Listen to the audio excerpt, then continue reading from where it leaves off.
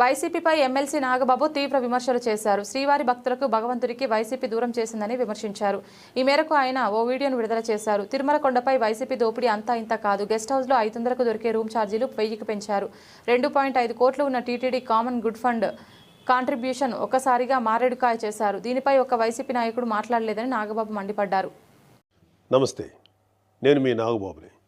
ఒక సగటు భారతీయుడిని, ఒక హిందువుని. అదేంటి మీరంతా నాస్తికుడు అనుకుంటున్న నాగబాబు హిందువుని అంటున్నాడని అనుకుంటున్నారా? ఆదిశంకరుల అద్వైతం, రమణుల ఆత్మజ్ఞానం, వీళ్ళిద్దరూ చెప్పిన నిరాకార స్వరూపమైనటువంటి ఆ పరమాత్మను నమ్ముతాను. హిందువు అనేది ఒక నమ్మకమో ఒక మతమో కాదు, ఇది ధర్మం, మన జీవన విధానం. అవివేకుల్ని అజ్ఞానుల్ని ఎడ్యుకేట్ చేసేలా చెప్పాలంటే ఇది ఒక జియోగ్రాఫికల్ ఐడెంటిటీ కూడా. ఆసేతు హిమాచలం నుంచి హిందూ మహాసాగరం వరకు ఈ పుణ్యభూమిలో పుట్టిన ప్రతి ఒక్కడూ హిందువే. ఈ దేశంలో, ఈ ధర్మంలో చార్వాకులు కూడా చోటుంది. కాబట్టి నేను నికార్సైన హిందువుని. నా ధర్మాన్ని గౌరవిస్తూ ఇతరులను కించపరచకుండా బతుకుతున్న ఒక ప్రౌడ్ సనాతన హిందువుని. అందుకే నాకు ఎమ్మెల్సీగా కౌన్సిల్లో మాట్లాడే అవకాశం రాగానే హిందూ మతం కోసం పాటుపడే అర్చకుల చాలని జీతబత్యాల గురించి మాట్లాడాను. మరి వైసీపీ నాయకుల సంగతి ఏంటంటారు? రండి చూద్దాం.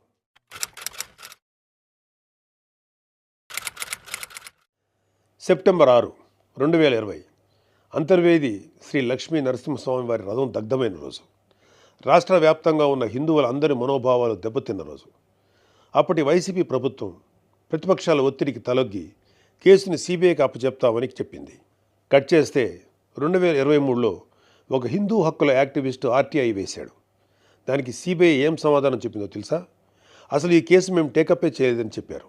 మసిపూసి మారేడికాయ చేయడంలో ఎక్స్పర్ట్స్ అయినటువంటి ఒక్క వైసీపీ నాయకుడైనా దీని మీద మీడియాలో మళ్ళీ మాట్లాడడం చూసారా?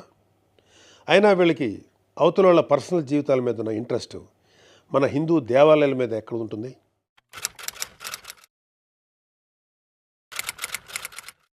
డిసెంబర్ 2020 రామతీర్థం రాముడు మనకు ఒక దైవం. మహావిష్ణువు అవతారం మాత్రమే కాదు, అంతకు మించి ఈ దేశం తాలూకు ఆస్తిత్వం రామకథలో ఉంది. ఒక మనిషి ధార్మికంగా ఎలా బ్రతకాలో రామాయణం చెప్తుంది. రామాయణంలో మారీచుడు చెప్తాడు, రామో విగ్రహవాన్ ధర్మ సాధు సత్య పరాక్రమ అని. ఈ భూమి మీద రాశీభూతమైన ధర్మమే శ్రీరాముడిని నమ్మే జాతి మనది. అలాంటి రాముడి శిరస్సును నరికినా పట్టించుకోని ప్రభుత్వం వైసీపీ ప్రభుత్వం. అప్పటి ప్రభుత్వం ఇన్వెస్టిగేషన్లో చూపించిన నిర్లక్ష్యం వల్ల దీని వెనుకున్న అసలు దోషులను శిక్షించలేక ఏదో నామకే వాస్తే కేసులు పెట్టి దీన్ని నీరు కార్చారు.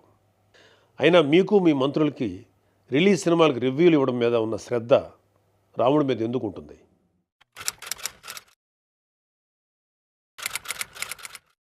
జనవరి 22, 2024 అయోధ్య రామమందిరం ఇనాగ్రేషన్ కొన్ని దశాబ్దాల సుదీర్ఘ న్యాయ పోరాటం తర్వాత, కొన్ని వందల మంది బలిదానాల తర్వాత హిందువులు కలల కన్నా రామమందిరం కల సాకారమైంది.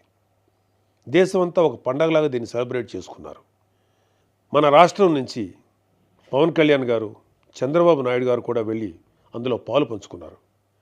కానీ ఈరోజు హిందువుల మీద ఎక్కడ లేని ప్రేమ వలకపోస్తున్న వైసీపీ నాయకుడు గారు కనీసం ఫార్మాలిటీకైనా ఒక ట్వీట్ కానీ ఒక వీడియో బయట కానీ పెట్టారా? పోనీ మీ స్టాండ్ ఏంటో ఓపెన్గా ప్రజలకు చెప్పే దమ్ము అయినా మీకుందా? మీకు వ్యతిరేకించే ధైర్యం లేదు. అలా అని అభినందించే సంస్కారం అంతకంటే లేదు. వెరసి మీ మనసులో హిందువుల మీద కుళ్ళు కుతంత్రాలు తప్ప ఇంకేమీ లేవు. టీటీడీ భక్తులకి భగవంతుడిని దూరం చేసిన వైసీపీ పూట గడవని పేదవాడి దగ్గర నుంచి వజ్రాల కిరీటాలు చేయించే కోటీశ్వర్ల వరకు అందరి కోరిక ఒకటే, ఆ కలియుగ దైవమైన వెంకటేశ్వర స్వామివారి దర్శనం ఏడాదికి ఒకసారైనా చేసుకోవాలని. ఒక సామాన్య భక్తుడు నెల డబ్బులు కూడబెట్టుకుని మరి ఆయన చూడడానికి కొండ మీదకి వెళ్తాడు. అలాంటి కొండ మీద అకామిడేషన్ ఛార్జీలు మీరు ఒక్కసారి ఎలా పెంచుతారు? నందకం, పాంచజన్యం, కౌస్తుభం, ఒకలామాత గెస్ట్ హౌసుల్లో 500కి దొరికే రూమ్ని 1000కి ఎలా పెంచారు? నారాయణగిరి గెస్ట్ హౌస్లో 1700 రూపాయలు చేశారు. ఇది సామాన్యుణ్ణి భగవంతుడికి దూరం చేసే ప్రయత్నం కదా? నువ్వు ఎవరిని, అదే ఏం మాఫియాని సంతోషపెట్టడానికి చేసావో అర్థం కానంత అమాయకులు అనుకుంటున్నావా ప్రజలు? దర్శనాలు సేవలు అయితే ఇంకా దారుణం. ఏదో కాయగూరల బేరం ఆడినట్టు 10,000 చెయ్యి, దీన్ని 5,000 చెయ్యంటూ ఎంత నిర్లక్ష్యంగా మీ సుబ్బారెడ్డి బోర్డు మీటింగ్లో మాట్లాడాడో మొత్తం రాష్ట్రం అంతా చూసింది. అంత చులకన మీకు హిందువులంటే. ఇకపోతే తిరుమల మీద నువ్వు చేసిన దోపిడీ అంతా ఇంత కాదు. ఒకే ఒక ఉదాహరణ చెప్పాలంటే టీటీడీ కామన్ గుడ్ ఫండ్కి ఇచ్చే కాంట్రిబ్యూషన్ 2.5 కోట్లు ఉండేది. దీన్ని సెప్టెంబర్ 2021లో 50 కోట్లకు ఒక్కసారిగా పెంచేశాం. అసలు ఇక్కడే కాదు, ఎక్కడ కొండ కనపడినా గుండు కొట్టేయాలనుకోవడమేగా మన అలవాటు.